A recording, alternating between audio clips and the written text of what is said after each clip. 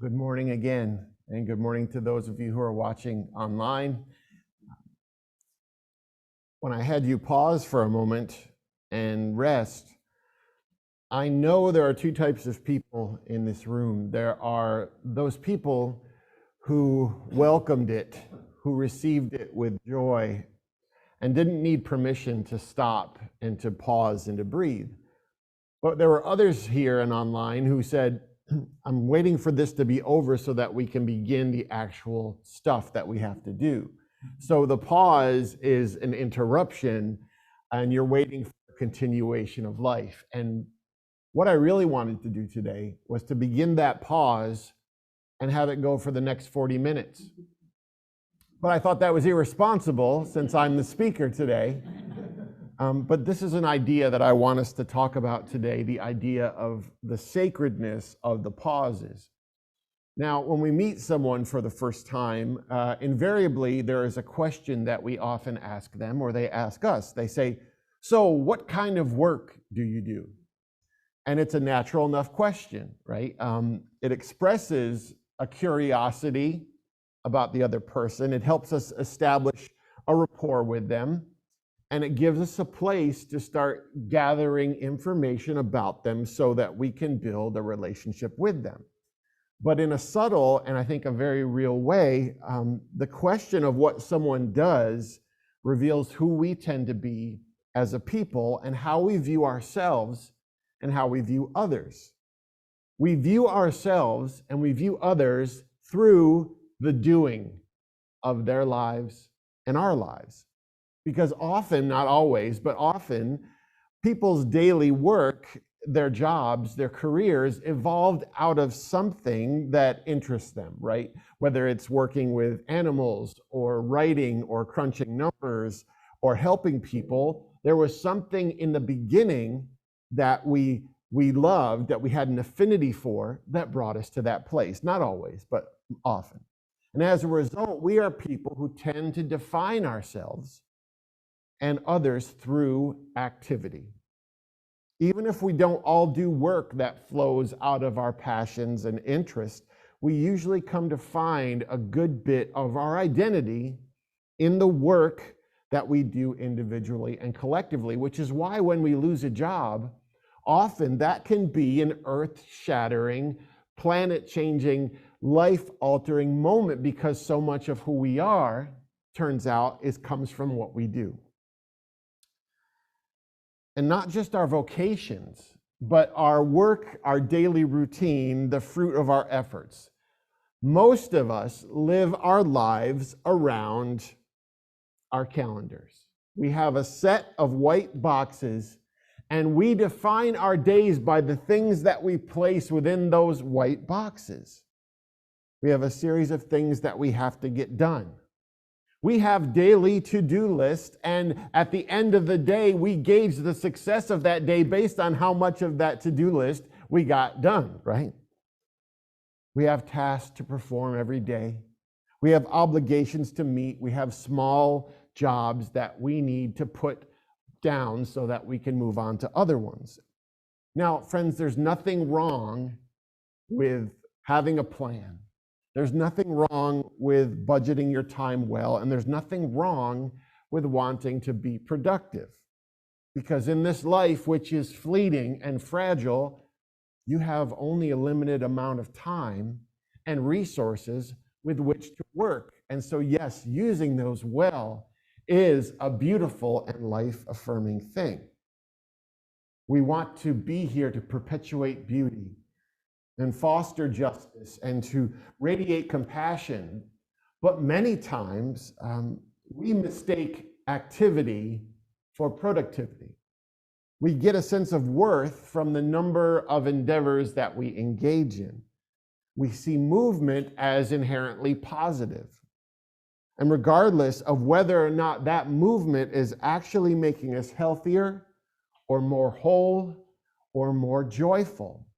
So the question I want to ask you as you begin today is, are the things you are doing with your time making you healthier, more whole, or more joyful? And if they're not, maybe you shouldn't be doing them. In fact, if we take a step back and we look at our daily lives from a distance, we might see that much of what we do is actually negatively impacting who we are and how we feel about this life. It is the doing that is doing us damage. Now, this week you've probably said something to the effect of, I just don't have any time. I hear that all the time. I say that all the time. And it's a lie. Because the truth is, we all get 24 hours guaranteed every day. And the issue becomes how we interact with those 24 hours, how we choose to fill them or not fill them. Now, many religious traditions see the value in the rest, in the pause, in the non-activity. Growing up as a Christian, the idea of Sabbath is central to the Jewish and Christian faiths, right? The idea of Sabbath is the belief that the pause isn't just necessary and healthy, but it's sacred. It's modeled after the character of God in the very creation of the world. And in the Bible, rest is actually commanded, not suggested. And in these religious traditions, the Sabbath was a day of rest set apart, right, to focus on God or provision or what we have. I don't know how much you do that, regardless of religious tradition. I wonder how much of your life you set aside to dwell on sustenance, to dwell on your enough, to fixate on your blessings right now if nothing else changed.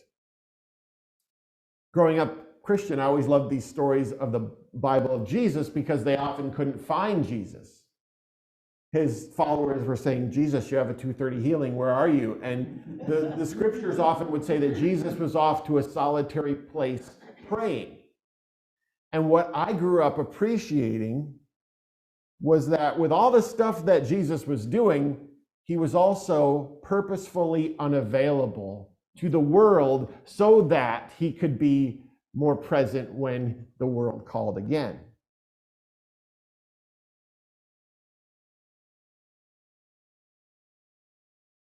Indian religious teacher Sri Sri Ravi Shankar says this: activity and rest are two vital aspects of life. To find a balance in them is the skill itself. Wisdom is knowing when to have rest and when to have activity and how much of each to have.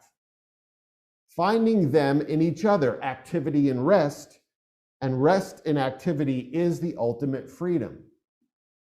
So we don't need to connect the idea of the pause to religion. We can see it as self-care. We can see it as internal recalibration. We can see it as emotional restoration. We can see the pause as a way of finding and holding on to peace in the middle of the chaos around us. And because in the ceasing of our activity, something happens to you and me. We can rediscover our worth disconnected from our activity, disconnected from our roles and responsibilities, disconnected from our jobs. In the temporary stillness, we can be reminded of our inherent value. You are not what you do alone. You are not the things you create. You are not the list you check off. You are who you are as a living, breathing human being who carries something inexplicable within them, a uniqueness that cannot be replicated. I heard someone talking about trumpet player Miles Davis, and they were talking about him the way they often talk about musicians. This person said, as much as his gift was about the notes he played, it was also about the notes that he didn't play, about the spaces between the notes, about the pauses and the rest. That's where the music comes from. And I'd like to think that it's a beautiful way to think about the music of our daily lives. That we are defined, that we are redefined, as much by the practicing of our pauses as we are about the things we do between them. See, the pauses are always more important than we give them credit for. For example, when you are angry or involved in a disagreement or a debate, you're in some personal conflict, you're good people, you don't usually engage in these things. But if you are there, there's almost always wisdom in waiting before responding when you're angry, right? A momentary pause before speaking or emailing or texting. Rarely do we come through relational friction and think, I wish I'd been more impulsive. In the times we wait a little and we invite in self-awareness into our decisions, we're usually better off, right? The pause often removes a bit of the emotionality of the moment and allows us to get some small but transformative perspective. So the next time you're angry, pause. Now, in times of stress or worry or uncertainty, we can often think we're going to gain by plowing through, by sustaining activity, by keeping up the frenetic pace, just by pushing through it. But in the moments when life is spinning out of control, whether by the news or your circumstances, intentionally pausing helps to subtract the urgency that can obscure the truly important. And it can allow the things that we are threatened by to be right-sized again. We can watch the news and it can grow larger and larger and larger, and that's because we're going to continue on the activity. But if we stop and we breathe, that problem becomes smaller. It doesn't disappear, but we right-size it. And sometimes the pause is useful because it forces us to stop running from painful but important things. Things like grieving, for example. When we experience the loss of a person or a relationship or of a job, we can fill our lives with speed and activity in order to avoid just sitting with the grief, because just sitting with the grief sucks. But stopping and letting the sadness catch up to us and fully feeling it can bring us to a deeper kind of peace with that grieving. I want to read to you these words from Buddhist monk Thich Nhat Hanh. He says, calming allows us to rest, and resting is a precondition for healing. When animals in the forest get wounded, they find a place to lie down, and they rest completely for many days. They don't think about food or anything else. They just rest, and they get the healing they need. When we humans get sick, we just worry. We look for doctors and medicine, but we don't stop. Even when we go to the beach or the mountains or our vacation, we don't rest and we come back more tired than before. We have to learn to rest.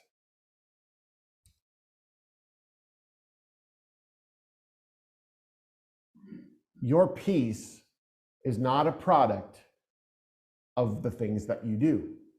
Your peace is a product of your ability to stop and breathe and enjoy the present moment. Right now, we are inundated with requests and needs and news. And now more than ever, we need to withdraw to silence and stillness and solitude, and we need to disappear for a bit. Doing so isn't a betrayal of the work in our path, but it's a way of preparing us to be fully present to all of it.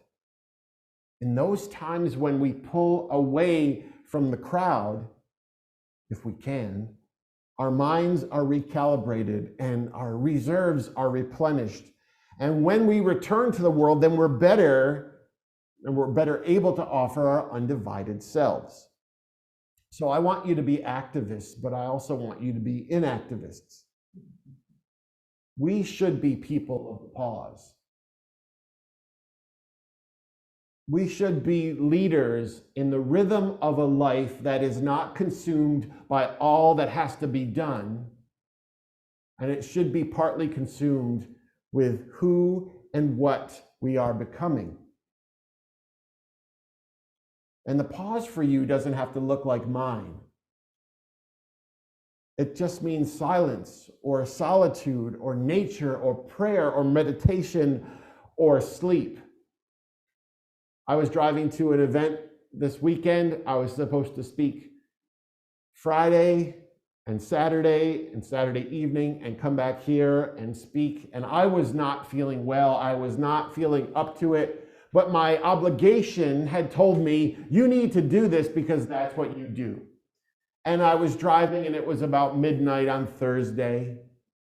And I heard a noise and I thought, there's some really loud truck behind me. Why are they bothering me? And this road is really rough. And all of a sudden the car started not responding to me. And a yellow light came on, which was a rental car, but I knew it wasn't good. And I got out and my tire was completely shredded. And there I was on the highway that I had pulled off of, and I didn't know where I was. And it's after midnight now. And roadside assistance said, we'll be there around 2 o'clock. So I'm sitting there in a parking lot with nothing else around me thinking, I don't like this. I have so much to do. And then suddenly I realized anything I had to do, I'm not doing. And I have this pause and I can be miserable and I can sit here in my car and fume and text my wife and upset her. I did that, but anyway, after that, I said to myself, you have nothing else to do but rest in this moment. You are not as important as you think you are. You are not as proficient as you'd like to be. You can't even fix this tire. And when I finally got my car fixed, I realized I needed the pause, that I was not feeling well, and I turned around and I went home. And it was the wisest decision I made, because in that pause, I found rest. I got time with my family that I wouldn't have had otherwise. And I actually slept, which I hadn't done in a long time. So I say that to you to say, the pause, there's virtue in periodically not doing. Being active is not less productive use of time. So your pause might be one from devices this week, where you silence and mute the million voices that tell you they need your attention, that they manufacture urgency for you. Take a quick second and look back on the past week of your life. Have you received a text that was truly urgent? Probably not. Have you received an email that honestly needed to be responded to right away? Usually no. Did you really get a voicemail that you simply could not wait to answer? If we're honest, those days are few and far between. And most of the time, what fills our inboxes and monopolizes our days is a mix of relatively unimportant, mildly entertaining, and honestly less than time-sensitive stuff. Yet we allow those things to dictate our schedules and direct our paths because we've grown to feel obligated to those devices. So maybe your pause is from those things. Or your pause might be from obligations, from the false feelings about many of your got tos. I've got to do this. I've got to. You need to put down maybe the myth of your indispensability for a little while. Because some of the space we fill with what we imagine we have to do we think it's productive. But if we let that down, we can find a version of ourselves that finds meaning in other things. You can become a martyr of your own heart by all the things you think you have to do, by the way you define your life, by how competent you are, how helpful you are. So maybe you need to pause from the obligations. Or your pause might be from expectations on the belief that you have to respond to every email or go to every event or be perpetually present for everyone else but you. Often I have said yes to things because I was worried about what people would think about me if I didn't participate. So maybe you can practice a holy no.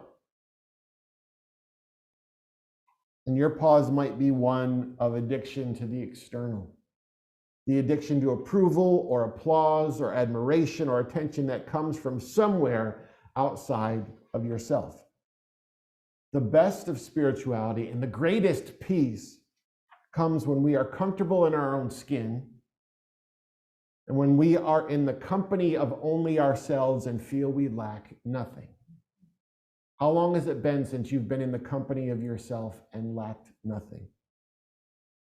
I'm going to bring up these words again from May Sarton. I always forget how important the empty days are, how important it may be sometimes not to expect to produce anything, even a few lines in a journal. A day when one has not pushed oneself to the limit seems a damaging day, a sinful day. Not so.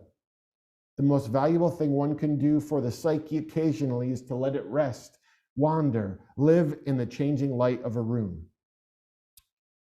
So this week, as you prepare your to-do list, also prepare a not-do list. In the middle of the critical work that you do, engaged in the just as critical not doing. I'd like to see you the next time and have you say, John, you know what? I've really been not doing a lot, and it's great.